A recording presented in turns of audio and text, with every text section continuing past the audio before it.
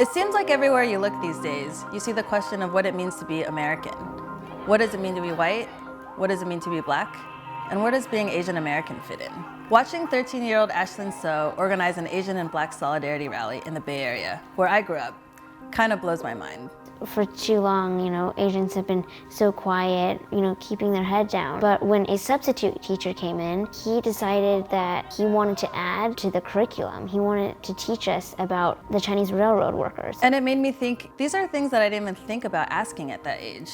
And people like Ashlyn are addressing it in ways that are inclusive and promote solidarity. I always say the murder of George Floyd cracked the world wide open. And I think what happened for Black people was kind of a validation and a revealing, an unveiling of what we knew to be true. I mean, for Asian Americans, people have been much more honest and understanding the history of, that racial hierarchy. So understanding where we've had privilege.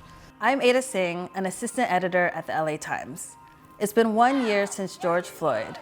2020 forced us to think about questions like, where did these tensions come from? Where are we now? And what does solidarity look like moving forward? I can't breathe. I can't breathe. I can't. The tension between Black and Asian groups has been an age-old story, and there's truth to it.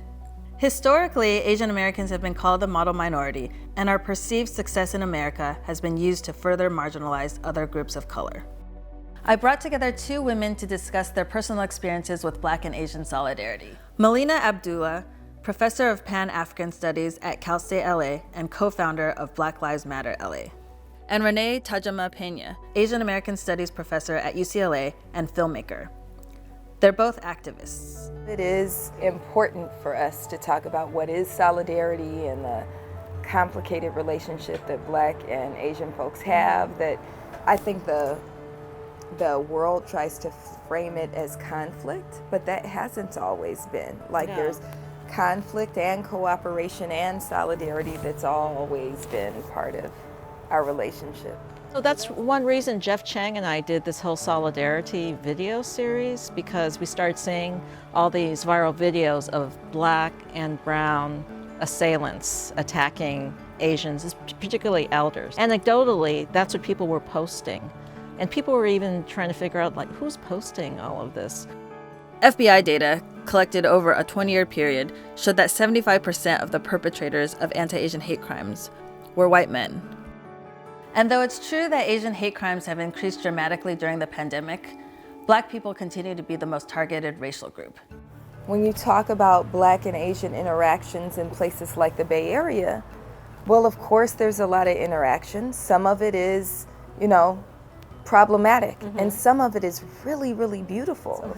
One of the things I talk about is my elementary school was 50-50, Black and Chinese. My grandfather actually used to live in Crenshaw. It was like a Black and Japanese American neighborhood because of redlining.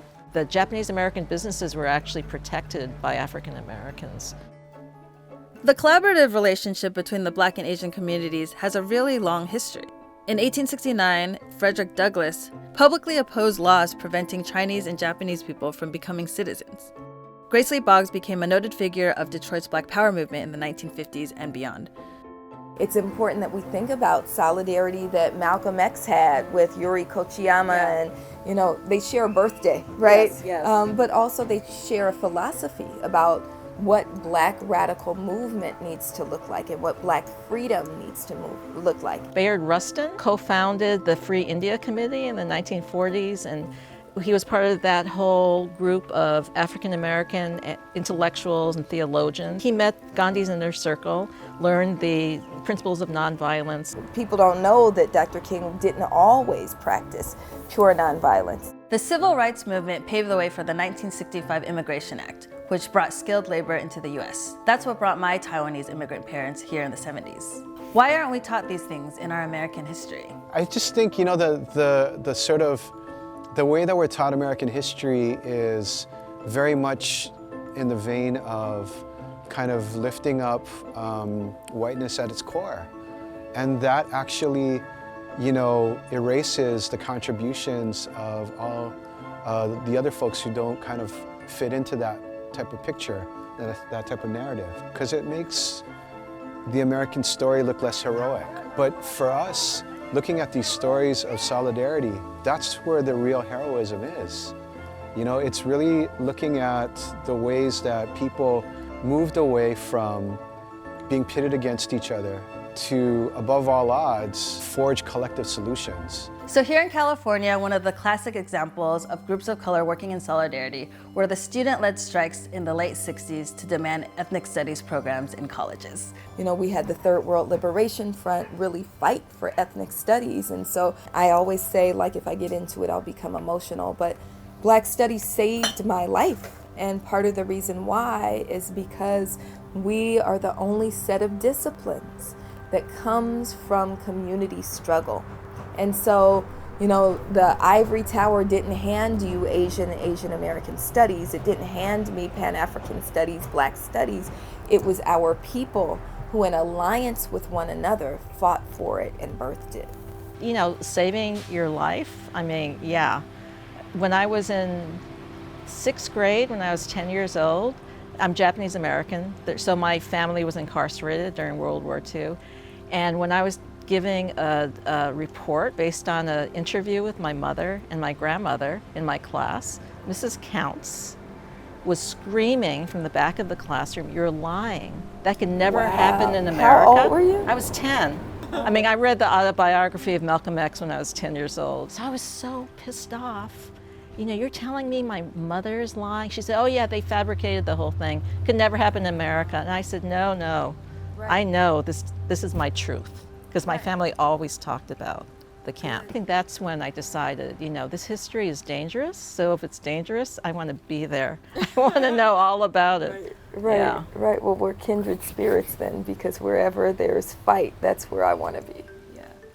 Kim Tran, an anti-racist consultant and the author of the upcoming book, The End of Allyship, A New Era of Solidarity, argues that solidarity is about that fight. It's more than just putting up signs and saying that we support each other. It's about what we're willing to sacrifice and what we can bring to the table to make these changes. Hi, how's it going? Hi, it's good to see you. What do you see as solidarity versus allyship? Allyship is really about the individual. It's about sometimes looking good. You buy a rainbow tote bag from IKEA. You're an ally if you put up a lawn sign that you bought from somewhere. And solidarity is about taking a giant risk, maybe sacrificing a relationship, a position, a friendship, a job. Allyship is about whether or not you have a change of heart, how you're showing up individually. And solidarity is actually about systems. It's going to take all of us doing the quiet work of solidarity instead of the loud, visible work of allyship. I always say the murder of George Floyd cracked the world wide open. And I think what happened for Black people was kind of a validation and a revealing, an unveiling of what we knew to be true, right? Of what we knew our experiences to be.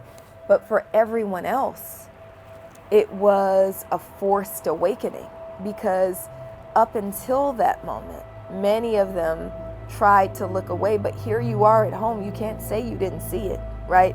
You see it, so you become challenged. I mean, for Asian Americans, people have been much more honest and understanding the history, like this history of, you know, that racial hierarchy.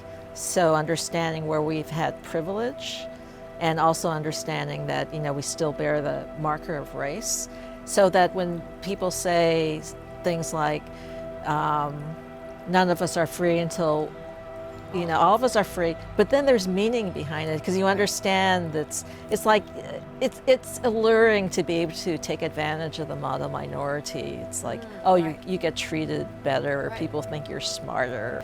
But in the big picture, a lot of Asian Americans are, you know, really recognizing that our lives are intertwined with, you know, with African Americans, with other groups of color. So where does that bring us? It's inspiring to see young people like Ashlyn standing up, taking action, and understanding that this is a collective fight. We did come together and we did solve these issues together before. I really want to spread that message that we can be together. I think that young folks now are in a space where they can feel pride. In this moment, as we're learning more about what our history is, they're strengthened, you know, to be able to kind of build on that.